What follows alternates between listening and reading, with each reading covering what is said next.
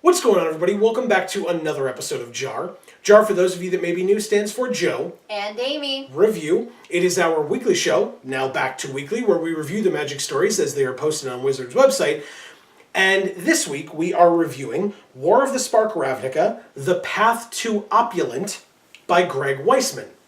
My quick review at the top of this one is this one was slightly better than last week's. Slightly. That if you missed last week's video, I did not recommend that you read last week's story. I will say again, if you have read the novel or if you're planning on reading the novel, I still would say that you have no business or no need to read this story. That is still my opinion. That is my quick review up at the top. If you've read the novel, if you're planning on reading the novel, you don't need to read the story. What about you? I agree. It's pretty quick and easy this time. We're going to be saying a lot of the same things, I feel like. But if you would still like to read the story, if you are not planning on reading the novel, or you just, despite our quick review, you would still like to read it, that is your prerogative. What I will say to you is, if you don't know where to find it, check the description down below. I will have a link to the story in the description, because even though I don't necessarily think you should read it, that doesn't mean I'm not going to provide you with a way to do it so that I can put my money where my mouth is, and we want to hear your opinions on the story firsthand, if that is something that you wish to do. We impart our opinions, but that doesn't mean that we're saying that they have to be your opinions. That's why they're opinions. So please feel free to go check that story out if you don't want to be spoiled on it by us. Yeah, I would say... Yes, then please go read the story first before watching this video. Correct. It's been a while since I've said that in one of these videos, but it used to be something I said in basically every video. Correct. Read the story first. This is a review, not a summary. Right. And we will typically be giving a quick rundown of the story at the beginning. We had been trying to do that recently, at least since the beginning of the new year. I'm finding myself not really able to do that with these stories. One, because I've read the whole novel, so it feels like, I could write out these notes for myself so that I know top to bottom where it starts and where it ends for these particular stories, but I know things after and before for a reason. So this video doesn't need to summarize these stories, because these stories are a summary of the novel. What the smart lady said. It's not wrong. So I will say we can go on to the full review itself, give you the chance, like I said, to go check out the review, or the story itself down below. The full review. First of all, props where props are due. Vorthos J had put up something on Twitter today where he said, hey, guess what? The story is out. Please be aware it covers chapters 19 to 29. Is that what it was? Yes. Chapters 19 to 29 of the book. So if you're still reading the book and you don't want to be spoiled, please be aware, don't be spoiled. And I asked him, or we asked him on Twitter, like, hey, can this be found anywhere? Like, how do you know this information? Right. Because we want to be privy to that every time. Because, again, we know that Jay now contracts with Wizards of the Coast to keep up continuity after Dominaria.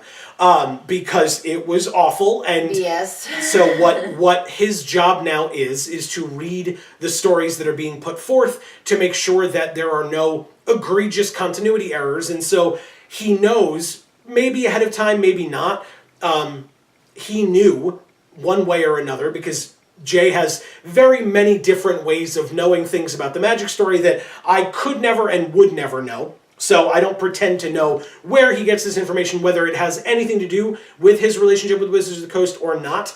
I'm not saying that it does, because I have no idea. But he was the one who said, hey, chapters 19 to 29, that's about what's covered here, so don't spoil yourself if you don't want to be spoiled.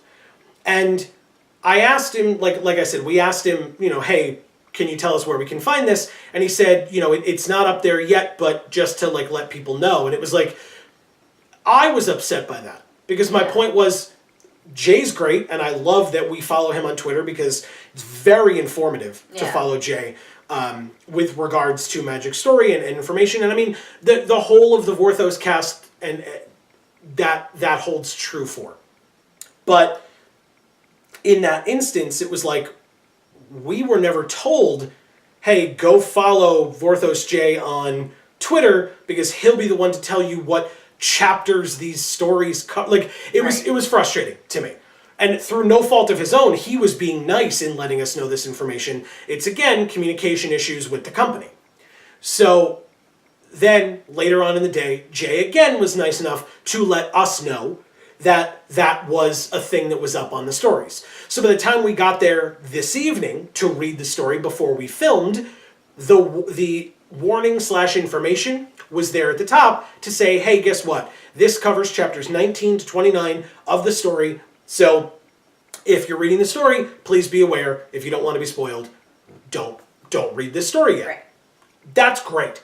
Again, like I said, credit where credit is due. That was a concern that we had, and later on in the same day, that concern was answered. Yes. Technically, and that's really the first time that's ever happened. Right. And so props are to be given. They are earned. And so, I have no problem with, like, it was something that I don't even think there was like a huge outcry for it. It was just something where it was like, hey, could you do this? That would just make sense that you tell us, Here's right? this reasonable idea. Can you maybe kind of follow through on it just because it's a reasonable thing? Right. So they did. Right. And in no way am I saying that that was because of us or from us or whatever. Right. I'm sure that there were other people who were asking similar, if not the exact same question or making those kinds of comments. Right. But it's not as if we have pull or anything. I wish. That'd be Don't sweet. get us wrong. Well, I mean, look, if people from the company, if people associated with the company watch our show, that would be cool. That would be amazing. Because I would like to think that we are giving constructive criticism and or appropriate praise. And at any point, if that is not something that is occurring, I would hope that someone would tell us. Like if anybody thinks we're being unfair at any point, or if we're getting things incorrectly, Yeah. I am more than open to hearing that. Yeah, as always. So yes, feel free to constructively criticize. Right. So that was a very good piece of the puzzle, if you will, to start with, was to warn people about what parts of the story this was covering. I appreciated that because last week we didn't quite know. Right. And we also didn't quite know how much, how close to the novel language it would be. So I think this week. So I think knowing that information, coming back to it this week, now we know, hey, it would be really good to know which chapters of the novel this is going to be overlapping with, because it overlaps more than we assumed it would when we read the first story. Right. So the story starts, and I will have a positive thing to say at the start, which is what I meant when I said that this story was a little bit better than last week. Wait, before you start, I want to say that when you read the title, I was like, Opulent? The Path to Opulent. Do you mean opulence? Well, it's right, and the answer. I was like, is that incorrect grammar? Right. Well, and the answer was it's an improper noun, which I didn't realize. And it's because it's a proper noun. I'm sorry. Right, it's because they're going to the Palace Opulent. Right. Yes. Right. It's the name of the palace. Yeah. I mean, it's still an abbreviated name. But when you read it that way, I was like, that's what? That's not correct. Yeah. Yeah. So what I like... that was my first gut reaction to the story, so I wanted to say that first. No, that's a fair point. Absolutely a fair point. Yeah, the path to Opulent, and it's because it's the path that Kaya and Rat and Teo are taking to the Palace Opulent to kind of rouse the Orzhov to join them. So it starts with Rat having just found out that Hekara is dead. And it's like, okay, this is a big deal, right?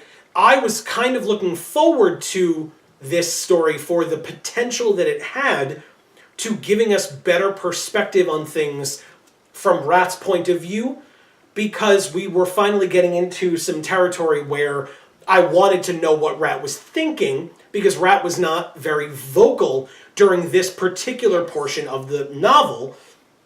And so I was curious to hear her perspective on these things. Sometimes I got what I wanted, and most other times I didn't, which is why it's only a little better, but it's a little better. Because we get to hear Rat's opinions and reaction and motivations behind how she goes about the rest of this arc, this particular individual story. Now with the information that her mentor, someone whom she loves, again, that doesn't have to be romantically, it is just she loves this person, and they are now dead. And she was not there, and she heard this secondhand, and she barely has time to process it because she is in the middle of trying to save her own life and the life of Mistress Kaya and her new friend / possible love interest in Teo as well. Right. And so at this point, it's now her only friend because her only other friend is now dead. Correct. And so, and it's very much, you really feel it, I think, at the beginning of the episode, or the beginning of the story, where you can feel the rug has been pulled out from under her. She feels so, like, shocked and like she just got a ton of bricks dropped on her, and then she has to snap right back out of it again because you're dealing with an invasion here of creatures that are out to kill you and they're not going to stop and wait because you're in mourning, right? So she doesn't have a lot of time to... I actually kind of disagree with you. Okay. I think it should have felt more visceral. Okay. And real than I feel like it did. For me. That's no, I can hear you. That's fair. I think it's because of the rest of the story where I'm just trying to cling to that one thing where I was like, oh, a positive, and then everything else just like, then the rug was pulled out from under us. Because like I put a little like, little check mark and said like that was a positive thing. And then there are X's like for the rest of the page for other things because it's like... But yeah, I started to I don't know, I really kind of felt like they kind of glossed over it a little bit. Yeah, that's fair. Like, I shouldn't say that because I felt like her references made to it were often and repetitive, but not genuine. So I've heard criticisms back and forth on this in the writing community, the storytelling community, and I have my own opinions on it, and I think they vary from time to time, but I will say, from what you're saying, I think what your argument might be, and you let me know if I'm correctly framing it, Sure. They told us they didn't show us, and you would have preferred to have been shown, with the things that she thought or felt or did, and we didn't get that here. Right. She said she felt certain ways instead of us feeling the ways that she felt. Right. In how she interacted, maybe she, she didn't like snap at anybody or whatever. Like just as an example, right? It doesn't have to be that exactly, but she didn't snap at anybody. She didn't lose her cool. She didn't. I just felt separated. Yeah. I felt like somebody who wasn't her was telling me the story of how she lost this person. Oh, we've got that to talk about. And now she is sad because she lost that person. Instead of feeling the emotions that she felt at the time, finding out all of a sudden that this person who is important to her has passed away. Mm-hmm. And she doesn't even know the circumstances surrounding it. Right. And the point that you're making of being... the story being told to us by a different person that's not her, that was the entirety of this story for me. The entirety of the story. Because last time, we were very shocked, as Amy correctly pointed out at the top, by the fact that it was a copied and pasted story. Yeah. Essentially. That the descriptive words that were used, outside of actual, in quotations, dialogue, which has to be word for word because it is what was said. Right. Outside of that dialogue... But it could still be like that character's interpretation of what was said. Or reiteration of what was said. So it's still even that still could have been slightly different wording. Right. Right. So you could have had like Teo Teo is saying something in the novel and he's like, I said this. And then when Rat hears it, Rat's like, oh, Teo said sheepishly. Right? Like she could make a judgment on how he said something Right. where he's not going to say, well, I said that sheepishly. Right? If Right. he's narrating it, he's not going to be the one to point out, hey, I said something sheepishly. He's going to be like, I said it. Yeah. Because of whatever is going on around him at that time that he may not have the forethought or the ability to be able to analyze it in that exact second. She can. She can be like, wow, that was very sheepish of him to have said it that But way. he might have then said the sort of emotions that he was feeling at the time. Maybe he was scared. Right. Or intimidated or sad or he just not feeling very confident in that moment. Right. So maybe he says that and then says what he said, Either that or you have the situation where you could have a situation, and these are all examples that we're throwing out there that were not given to us at all, but Yeah. we're trying here. Another example. We wish they were given to us. Right. Another example would be if Teo was like, well, I said this bravely or stoically or whatever, and or trying to hide my fear. Right. And when Rat says it from her perspective, it's like Teo said that. Wow, I can really tell he's afraid. Right. You know what I mean? Like it gives you that opportunity to say like he thinks he doesn't sound like he's afraid. Right. She knows he's afraid. Right. Right. He's not doing a good job of hiding his fear. Mm-hmm. Right. In this story, she says Teo is a clear follower. Right. Maybe Teo doesn't know that he acts like a follower because he's been in training for so long that like in the novel, Teo is like realizing that his abilities are increasing. Right. But he's kind of glossing over it because he's so in the moment of like reacting and reacting and reacting. He's never planning ahead. He's just always throwing up a shield to save somebody. Well, and not only that, but also his instructor and everyone else around him on his plane have always been, talking down to him and treating him kind of like garbage. Correct. Because they think he sucks. Right, which seemingly he did there. Now, I don't know if it's his spark in and of itself that increased his power or if it's the need that he had to be that powerful that increased his power. I assume it's just the fact that now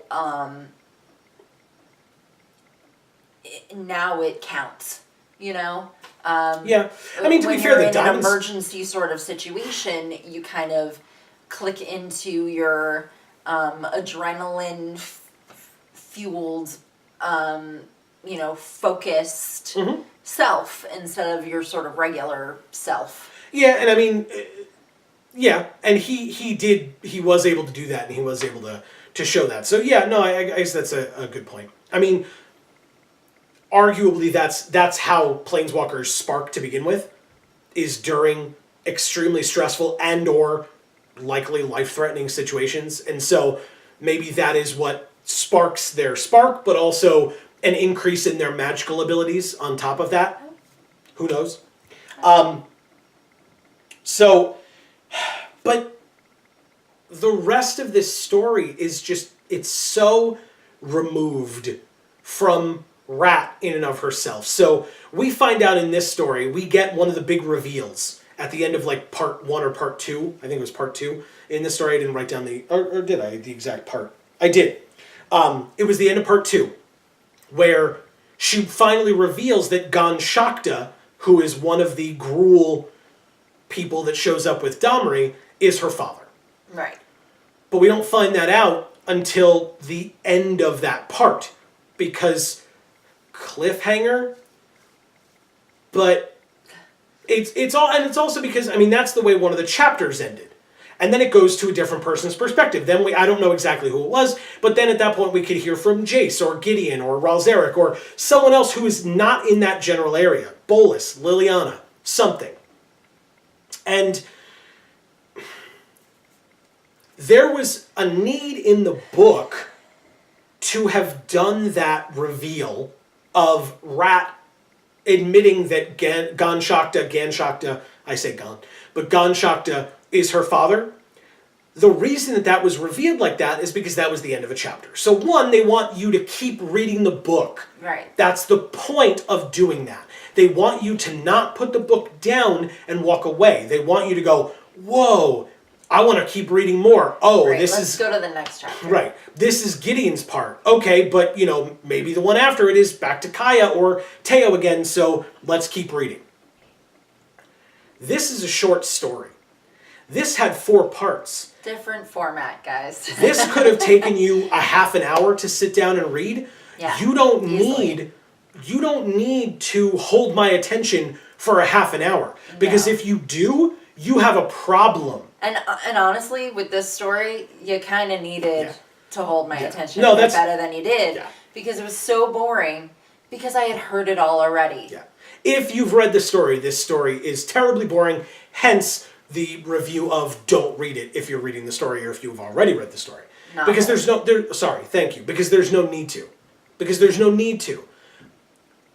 And You're just wasting your time. And the reason to further compound on your statement of the fact that it seems like it's someone else telling the story instead of Rat knows it's her father. Right. Rat has broken the 4th wall. She did it in the first story once. She did it in this story as well, where at one point she said, like, my memories on that are a little fuzzy.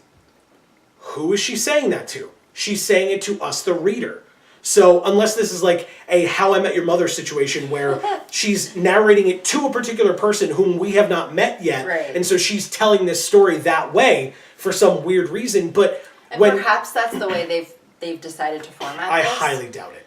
But, because if you think about it, they did that with the twins story? Kind Or of. something, one of those stories near that general area. They did it where the story was actually being told to someone. Correct. The Ojutai boy, After the fact. the Ojutai monk that they came across was telling them the story as it was told to them, but to him by Ugin or through Right. legend or whatever. Right. Yes, that's So, fair. but that story did it the right way.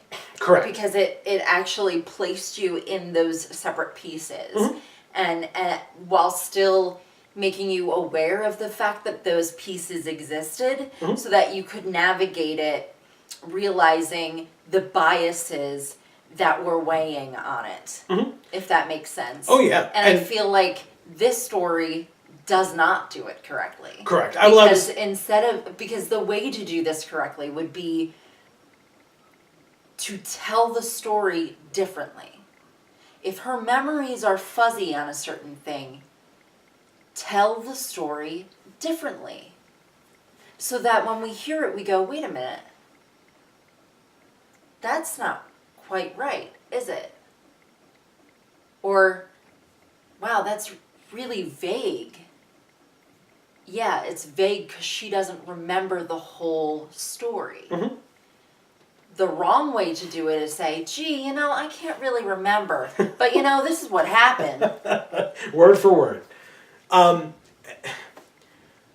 And there's no reason when Ganshakta shows up for the first time, we are in her brain.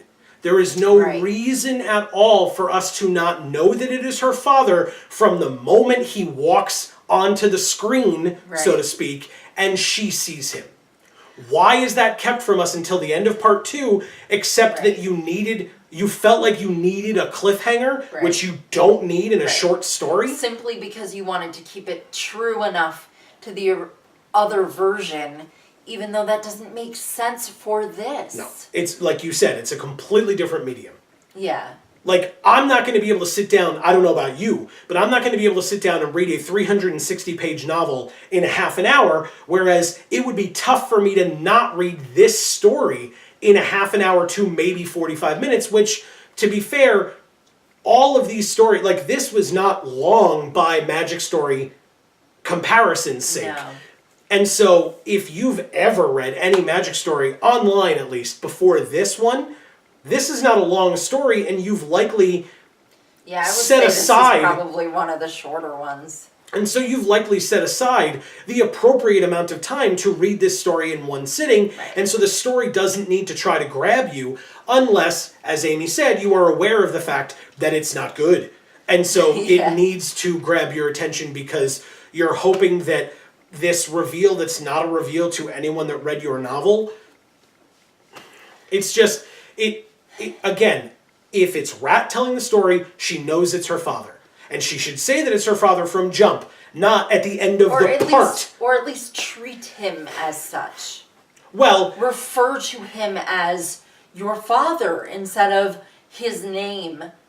I will counter you on that point only because she does reference in this story that she has an odd family situation. Right. And so maybe she doesn't refer to her father often as her father. Now, to be fair, later in the story, after the end of part 2, where she verbally has now revealed to Teo and Kaya that it is her father, she does reference him as her father, but it's after first calling him Ganshakta. She's like, oh, I was looking to see what Ganshakta was going to say. My father is the type of person that blah, blah, blah. Like, so she did both in the same sentence, but her first part... awkward. But her first part was to call him by name, so... Again, maybe I'm being an apologist. Maybe I'm putting forth a defense. Trying to show how awkward it is for her, but you either call your parents by their names or you don't. And I'm not here... You pick a way and you stick to it at least. And I'm not here to spoil the novel, so I'm not going to do that. All I will say is, later on in the novel, there is another revelation that we come to with regard to Rat that I'm sure we will get next week. That, like, 2 times in this story we could have gotten. And again, I don't know why we didn't. Because the revelation in the book comes when other people find out this information about Rat or realize it. Whereas Rat knew it all along. Right. She knows it. Where in her brain, we should know what she knows. Right. Unless she is telling the story herself. Like, it doesn't make sense. I don't understand. It's depressing because I feel like what happened here Excuse me. is Greg Weisman was asked to write the novel. And he wrote the novel. And it was a good work. And he was proud of it. And then afterwards, he was asked to then write these stories as well. And I feel like he didn't know how to do it at that point. He had already written the story. And so when he had to try and awkwardly divvy it up amongst these short stories, he tried to stick to the novel too much because he was afraid to sort of deviate from it because it would give it less validity, it would make it less true, but I don't think that that's true. I think he really felt short with these stories because he didn't make them genuine. He didn't make them real. You can't write these stories from someone's point of view. They have to be from someone's point of view. And he didn't do that. He tried. I think he was tasked with this too late, and he just didn't know how to make this part work once the other part had already been done. I'm not familiar with Greg Weisman's work prior to this. I know that a lot of people were very excited when they saw his name. I did not see many, if any, who were upset that it was him, as opposed to anyone else, really. But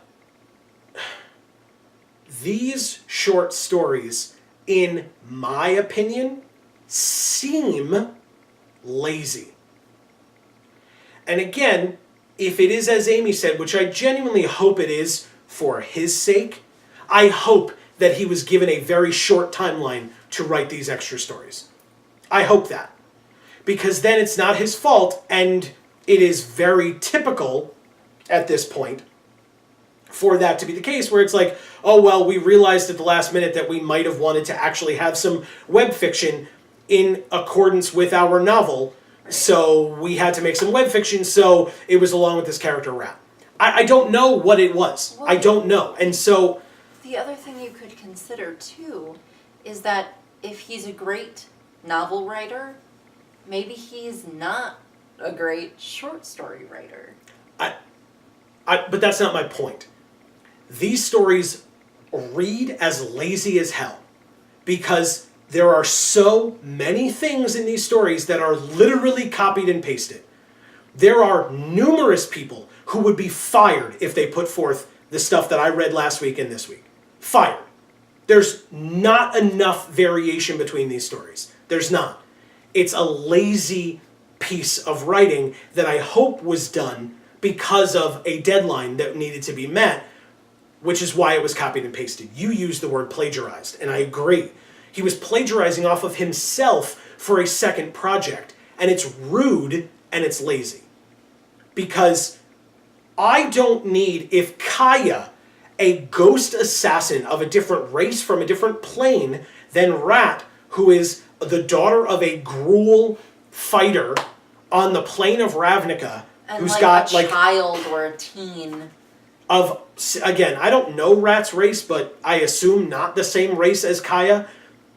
They would not both say, not a single Eternal remained alive, or even undead.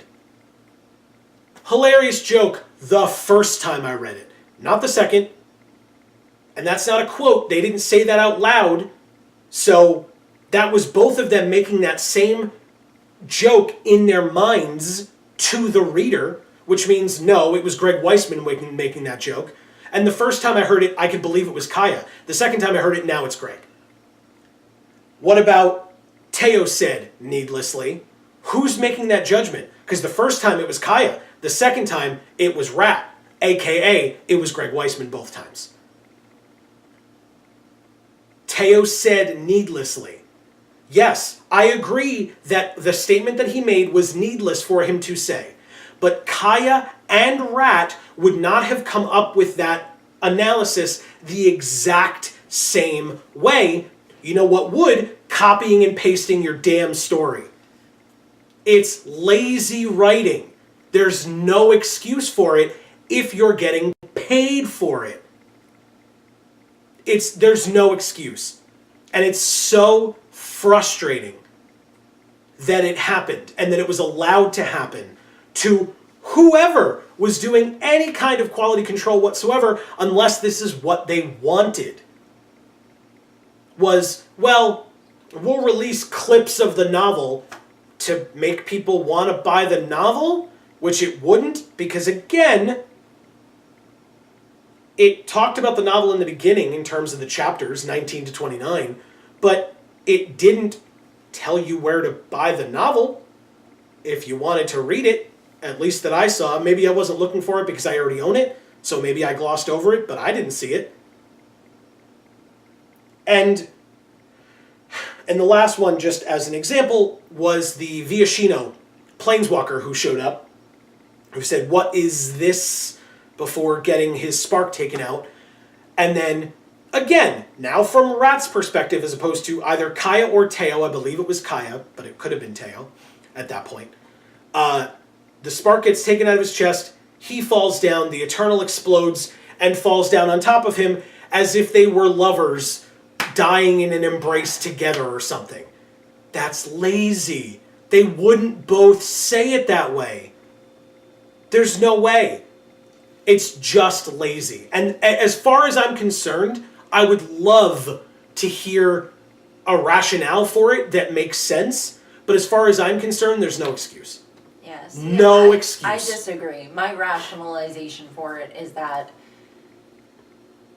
he was tasked after writing the novel fully to just randomly spouting out these short stories as well. And as a novel writer, he couldn't get into the headspace of being a short story writer and changing the perspective of the book entirely to the perspective of a completely different character, and actually stay true to that and still stay true enough to the story, at least to his own expectation of how true to that story he needed to stay. I think he overestimated how true to that story he needed to stay. I would agree but disagree. I think Rat is very involved in many aspects of this story. Of the novel. I apologize. I'll rephrase. Rat is involved in many different parts of the novel. I think that if he did not know that he had to write these short stories afterwards, he may not have included Rat for as long as he did in these stories, in the novel, because then it just seems a little too convenient. It could have given him more material for these stories, you mean? To write in. It would have given him, well, no, I think he was doing it to give himself more material here, yes. Okay. Whereas if he hadn't done that, then he could have focused longer in the novel on existing characters that we could have heard more about. It's just that for a writer, I'm sure that it's a lot easier and a lot more comfortable to write about a character that you yourself have created, as opposed to trying to match characters that have backstory already and have stories that have been written about them by many other people, and even from their perspective by many other people. Like Nissa, Jace, Chandra, whoever, like, I said Nissa first, but Jace, Chandra, Gideon, like people whose stories, or who have chapters told from their perspective, right? That he's got to get into their headspace, which requires a lot more research than it does to write for Rat, whose perspective he and only he knows because he's the one who created Rat as a character. I disagree. Okay. I think he has a harder time writing things from Rat's perspective than he does from anyone else's perspective. And I think that might actually be for exactly the reason that you just mentioned. He has a basis of research to base that perspective on. He can get in their headspace because it already exists. Whereas Rat's, he needs to make that headspace, and I think he doesn't know how to actually get there. All the way. I think I don't know Greg Weisman, and I believe neither do you. So I don't know that we can make that judgment on him as a writer, because we don't know his work well enough. We only have the novel, most of which we have read, and these stories, last week's and this week's, to go off of. And so I don't know. He didn't even create the character of Rat. Maybe somebody else at Wizards did, and they said incorporate this character. I don't know. I know that I think you get to find out how Joe and Amy are different a little bit. Yeah. I would not think that what you're talking about would be easier. I would find that harder. But I don't like research. I'm not that guy. I would much rather write a character from the ground up, and you ask me about their perspective, I'll give it to you all day, as opposed to having to do research on what other people have written and then trying to extrapolate on that and holding true to their characterization and who they are as people.